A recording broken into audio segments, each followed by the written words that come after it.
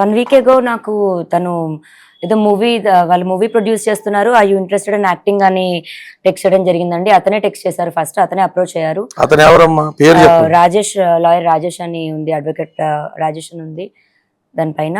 So నేను అడ్వకేట్ని, ఏమైనా problems ఉన్నా చెప్పండి అని అన్నారు. అప్పటికి కూడా ఇంకా నేను కళ్యాణ్ సార్తో మాట్లాడలేదు.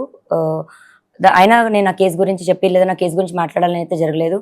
తర్వాత కళ్యాణ్ సార్ వచ్చారు, మేము కళ్యాణ్ సార్ త్రూనే వెళ్తున్నాము. అండ్ నా కేసు గురించి నేను మాట్లాడడమో, కేసు టేకప్ చేయాలనో, నా కేసు గురించి మాట్లాడాలి అని అయితే నేను అతనితో మాట్లాడలేదండి. మరి నేను ఫార్వర్డ్ చేసిన మెసేజ్ అందరికీ వచ్చినట్టే తనకే వెళ్ళింది. ఆ మెసేజ్ పంపించిన తర్వాత కూడా నేను అతనితో కాల్ కూడా ఏం మాట్లాడలేదు. పొద్దున లేచేసరికి నాకే షాకింగ్గా ఉంది. ఈ కాల్స్ చూడడం కానీ, అతని లెటర్ చూడడం కానీ, మరి అతను ఎందుకు వెళ్ళారో, దేని గురించి వెళ్ళారో నాకు తెలియదు. ఆయన నాతో మాట్లాడినప్పుడైతే నాకు చెప్పారు, అండ్ గ్రౌండ్స్లో నీ కేసు నిలవదు, నీకు అన్ని తప్పుడు సెక్షన్స్ పెట్టారు అనుకుంటూ అయితే నాకు చెప్పారు. అది మరి నేను బ్లాక్మెయిల్గా తీసుకోవాలో, లేకపోతే నా మంచి కోరి చెప్పారో నాకు తెలియదు. నేను మంచి కోరుతున్నానని చెప్పుకుంటూనే నాకు ఆల్రెడీ డిప్రెస్డ్గా ఉన్న నేను ఇంకా మా మాటలకి ఇంకొంచెం నేను డిప్రెస్ అయ్యాను. ఎందుకు ఆత్మహత్య చేసుకోవాలని అనుకున్నారు? ఏం జరిగింది? ఆల్రెడీ మీరు ఫైట్ చేస్తున్నారు, పోలీస్ స్టేషన్లో కంప్లైంట్ ఇచ్చారు, కేసు కూడా నమోదైంది. అయినప్పుడు కూడా మీరు సూసైడ్ ఎందుకు చేసుకోబోయారు? నాకు ఈ ప్రపంచంలో అన్నిటికంటే ఎక్కువ రాజేనండి. ఆ రాజు కోసమే నేను ఫైట్ చేస్తున్నాను. వస్తాడో రాడో తెలీదు, వస్తాడని నమ్మకంతో ఫైట్ చేస్తున్నాను. నా ప్రేమ నిజమైతే వస్తాడు అన్న ఒక హోప్తోనే ఉన్నాను.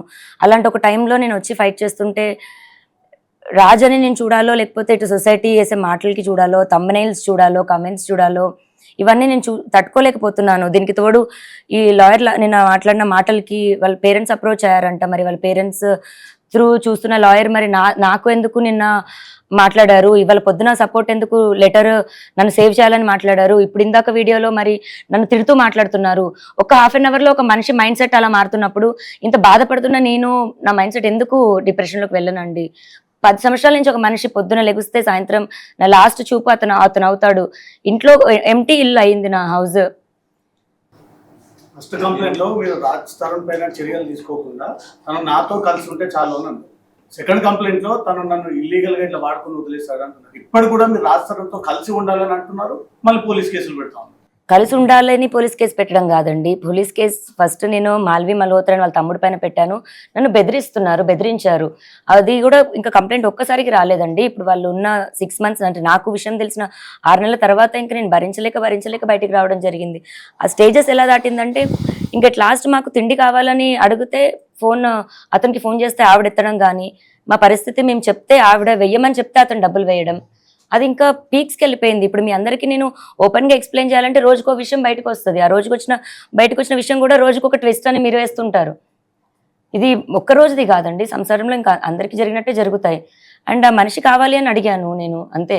ఇప్పుడు పలానా రాజ్ తరుణ్ పైన కంప్లైంట్ పెట్టాలనలేదు, మాల్వి మల్హోత్రా పైన వాళ్ళ తమ్ముడి పైన పెట్టాను. వాళ్ళిద్దరితో నీకేం సంబంధం అన్న దగ్గర అఫ్కోర్స్ రాజు పేరు చెప్పాలి. అలా అక్కడ రాజ్ తరుణ్ పేరు అనేది వచ్చింది, కానీ రాజ్ తరుణ్ పైన కంప్లైంట్ పెట్టాలని నేను అనుకోలేదు. అవును, అది ఫస్ట్ కంప్లైంట్ పెట్టినప్పుడు అది రాసిచ్చాను. ఆ రాసిచ్చిన దాంట్లోని మాల్వి మల్హోత్రా చార్ట్ చూపించి రాసిచ్చాను నేను. అలాగే నేను ఫస్ట్ కంప్లైంట్ పెట్టినప్పటికీ ఈవినింగ్ 7-8 అయిపోయిందండి. సో నాకు రిసిప్ట్ ఇవ్వడం కానీ అవేమీ జరగలేదు. అఫీషియల్గా నేను రిసిప్ట్ కలెక్ట్ చేసుకున్నాక పోనీ ఎఫ్ఐఆర్ అన్నది దానికో ఎవిడెన్స్లు అన్నది ఇస్తాము. రెండో రోజుకి తెల్లారుజాము నుంచి మీడియాలో ఎలా వచ్చిందో మీ అందరికీ తెలుసు. ఆ డే నాకు బయటికి రావడానికి అంతా కూడా నేను ప్రిపేర్డ్ లేను.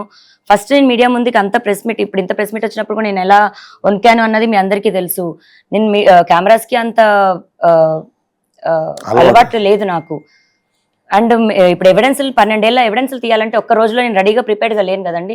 నాకు 1-2 డేస్ టైం పడుతుంది. ఆ 1-2 డేస్ టైం తీసుకొని ఎవిడెన్స్లు ఇచ్చాను.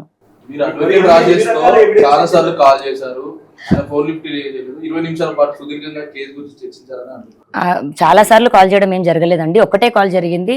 అండ్ అతను నాకు ఫస్ట్ ఎవరు అప్రోచ్ అయ్యారు? ఫస్ట్ అప్రోచ్ అయింది తనే అండి. నాకు అప్రోచ్ అయింది కూడా మూవీ అని, మీరు యాక్టింగ్ అంటే ఇంట్రెస్ట్ అని అప్రోచ్ అయ్యారు. లేదండి నాట్ ఇంట్రెస్టెడ్ అని చెప్పాను. తర్వాత నేను అడ్వకేట్ అని చెప్పారు. మీరు రాజస్థాన్తో మాట్లాడి మధ్యలో లావణ్య అని ఒక ఆడియో బయటకు వచ్చింది, దాని మీద మీరు ఏం చెప్తారు? ఎప్పటిది అసలు ఆడియో? ఇప్పుడు మళ్ళీ నా పోరాటం ఒకటవుతుంటే ఈ ఒకదానిపైన ఒకటి లేదండి, అది లాస్ట్ ఇయర్ సెప్టెంబర్ దండి ఆడియో. అది లాస్ట్ ఇయర్ సెప్టెంబర్ నుంచే నేను మెంటల్గా ఇల్లని ప్రూవ్ చేయాలి అని ట్రై చేస్తున్న టైంలోని 3 రోజులు నాతో అతను చేసిన ఏదైతే బిహేవియర్ ఉందో అప్పుడు నేను ఇంకా తట్టుకోలేక బర్స్ట్ అయ్యి నేను రియాక్ట్ అయ్యి నేను అలా అతను నాకు చేసిన ఇన్సిడెంట్ తర్వాత బిహేవియర్ కాలండి అది, ఈ బుర్ర పగిలిన ఇన్సిడెంట్ తర్వాత కాలేదు. అది మీరు పోలీసులను అడిగితే బాగుంటుందేమో అండి. నేను అడిగాను వాళ్ళతో టచ్ లో ఉన్నాను. స్టేట్మెంట్ అన్నది ఇవాళ కూడా మేము ఇవ్వాల్సి ఇవాళ 3 o'clock వెళ్ళి స్టేట్మెంట్ కూడా రికార్డ్ చేస్తున్నారండి. సోమవారానికి అతని మీద ఏం చర్యలు తీసుకున్నారనేటువంటిది, లేదా అతను యాంటిసిపేటరీకి కానీ క్వాషిక్ కానీ వెళ్తున్నాడు అనేటువంటి వివరాలు ఈ లోపల వాళ్ళ ఒక టీంని కాన్స్టిట్యూట్ చేస్తా అన్నారు. రాజ్ తరుణ్ వేరే బోర్డ్స్ అయితే ప్రస్తుతానికి వాళ్ళకి అందుబాటులో లేవనేటువంటిది మా అడ్వకేట్స్కి ఇచ్చినటువంటి వివరణ. ఆ డిఏ గాని 3ంటికి కలుస్తుంది. నిన్న ఏమో వాళ్ళ బోనాలకు సంబంధించిన బందోబస్తు, వాళ్ళకు ఉన్నటువంటి ల్యాక్ ఆఫ్ టీంని చూపించడం జరిగిందండి. ఈ రోజు మా స్టేట్మెంట్స్ 3 o'clock తీసుకున్న తర్వాత 4 o'clock వాళ్ళ దగ్గర ఉన్నటువంటి ఏఎస్ఐ గారిని టీంని కూడా అతనికి ఉన్నటువంటి రెసిడెన్షియల్ అడ్రస్ ఏదైతే ఉన్నదో దానికి పంపిస్తామని చెప్పారు. రేపు శనివారం, ఎల్లుండి ఆదివారం అనేటువంటి విధానంలో నిన్న మాకు చెప్పినప్పుడు ఈ రోజు మాకు శనివారం నాడే క్లారిటీ ఇచ్చేసేయండి సార్, సో దట్ సోమవారం నాడు మీ చర్యలు మాకు సంతోషకరంగా లేకపోతే మేము తెలంగాణ హైకోర్టుని గౌరవప్రదంగా అప్రోచ్ చేయి ఉన్నటువంటి ఎఫ్ఐఆర్ మీద జరుగుతున్నటువంటి జాప్యం గురించి మేము మా పిటిషన్ ఫైల్ చేసుకుని రిట్ ఆఫ్ మ్యాండమస్ ద్వారా ఆ సూపరింటెండెంట్ ఆఫ్ పోలీస్ కి, అక్కడ ఉన్నటువంటి డిఏకి, ఎస్హెచ్ఓకి కూడా డైరెక్షన్స్ తీసుకుంటా అని చెప్పాం. Our draft with proofs is ready. If no kind of information is properly furnished by today, Monday morning first hours లో ఎస్ఆర్ నెంబర్ తీసుకుంటాం. ట్యూస్డే కాజ్ లిస్ట్ వచ్చేటట్టు చూసుకుని ట్యూస్డే మేము ఆర్గ్యుమెంట్స్ ని కమెంట్స్ చేస్తాం.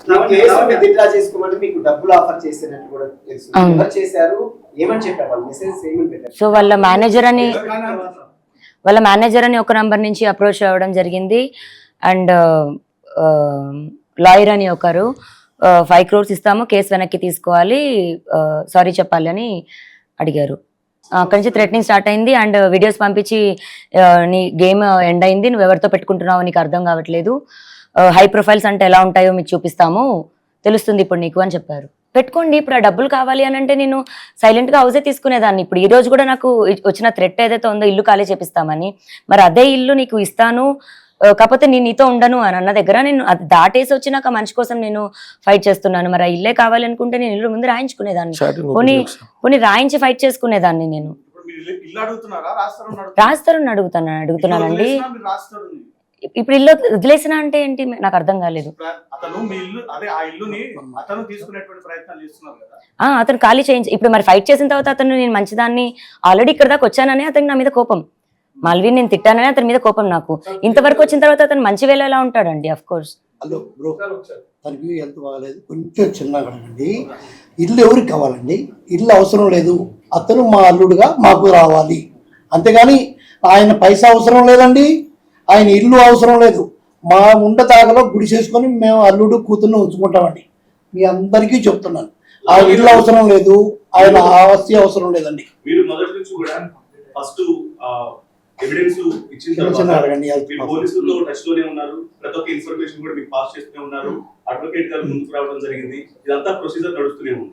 సో దేనికి ఇంకా మీరు ఆత్మహత్య చేసుకోవాల్సి వచ్చింది? అంతా ఒక వైపున మీకు ప్రతిదానికి సంబంధం, ప్రతిదానికి కూడా మీకు ఒక విషయం అనేది మీకు జరుగుతూనే ఉన్నప్పుడు, పోలీసుల ద్వారా కావచ్చు, ఇటువైపు అడ్వకేట్ ద్వారా జరుగుతున్నప్పుడు, అసలు మీరు ఆత్మహత్య మళ్ళీ ఇంకా డిప్రెషన్ లోకి వెళ్ళి నేను ఆత్మహత్య చేసుకోవాల్సి వచ్చింది అనే పరిస్థితి ఎందుకు వచ్చింది మీకు? దాడి నాకు, బెదిరింపులు నాకు ఎక్కడి నుంచి స్టార్ట్ అయ్యాయంటే మాల్వీ నుంచి స్టార్ట్ అయ్యాయండి. గత 8 months నుంచి ఆవిడ ఎలా అయితే ప్రతిదీ నువ్వు ప్రూవ్ చేసి మాట్లాడు అన్న దగ్గరే ఒక ఎవిడెన్స్ ఒకటి క్రియేట్ చేయాలి అన్న ఒక ఆలోచన నా మైండ్లోకి వచ్చింది. అది చూపించి మాట్లాడితే తప్ప ఆవిడ నిజమన్నది ఒప్పుకోదు. అక్కడి నుంచి మొదలైంది. నిన్న ఇప్పటి వరకు మీడియా వరకు కూడా ఏదన్నా చూపించి మాట్లాడితేనే నమ్మే డే అన్నది వచ్చింది. ఇప్పుడు నేను చూపించి మాట్లాడాకైనా ఇప్పుడు కూడా దాడి నా మీదే. కానీ మరి అలానే రాజ్ తరుణ్ తల్లిదండ్రులు ఉన్నారు, మరి మాల్వి మల్హోత్రా తల్లిదండ్రులు ఉన్నారు. ఇటు సైడ్ నుంచి అటు వైపు ఏం వెళ్ళిందండి? ఒక్కటి అంటే తండ్రిగా అతనికి అతని కోళ్ళలో అల్లుడు, కూతురు అల్లుడు అంటే మా డాడీని నా పేరుతో నేను హర్ట్ అవుతున్నాను కదా, అందుకు వద్దంటున్నారు. ఆ పేరు నుంచి నా ప్రాబ్లం స్టార్ట్ అయింది కదా, అందుకు వద్దంటున్నారు. అవునండి, మా ఫాదర్ ఇంటెన్షన్ వేరు. ఇప్పుడు అతను కావాలి, అతని కోసమే అతను నా భర్త అనే నా ఫైటింగ్ అండి. అతను జైలుకి వెళ్ళాలని కాదు, అతని ఉద్దేశం అది. నేను అమ్మాయితో ఉండను, అవసరమైతే జైలుకైనా వెళ్తాను అన్నది అతని స్టేట్మెంట్, నాది కాదు. అదే అండి, ఇప్పుడు అదే పోలీసులు ప్రూవ్ చేస్తారు. ఇంకా పెళ్లి చేసుకోలేదు కదా, 493 అట్రాక్ట్ అయింది కదా. పోనీ ఆయన పద్ధతిలోనే పెళ్లి చేసుకోలేదు అనుకుందాం, నల్లపూసలు ఎందుకు వేసావు? ఆ అమ్మాయిని ఏ అథారిటీతో, ఏ కేటగిరీలో నీ దగ్గర ఉంచావు? ఏ అథారిటీలో కడుపులకు సంబంధించి బిల్లు కట్టావు? ఏ అథారిటీలో అమ్మాయి ఇప్పటికీ నీ ఇంట్లో ఉంటుంది? ఏ అథారిటీలో 15 కుక్కలు తీసుకొచ్చి అమ్మాయి దగ్గర పెట్టావు? ఇప్పుడు చట్టం గురించి, కేసులు అప్లై చేయడం గురించి చాలా మంది మాట్లాడుతున్నారు. చాలా మంది రిటైర్డ్ జడ్జిలు ఈ ప్రెస్ మీట్ చూస్తారు, జడ్జిలు, సీనియర్ న్యాయవాదులు చూస్తారు. Please kindly educate us where we are going wrong. When there is a deceitful approach and there is some kind of cheating which is involved, which is against the chastity of a woman, 420 కానీ, బెదిరింపులకి 506 కానీ, 493 కానీ ఎందుకు పెట్టకూడదు? ఈ కేసుల మీద గతంలో ఇచ్చినటువంటి జడ్జిమెంట్లు, సైటేషన్స్, కొన్ని కాంట్రాబ్యాండ్ జడ్జిమెంట్లు దేని మీద చర్చ అనేటువంటిది పబ్లిక్ గానో మీడియా ముఖంగానో చేసేదా? కోర్టుల సమక్షంలో జరగాల్సింది. మా దగ్గర ఉన్న ఆధారాలు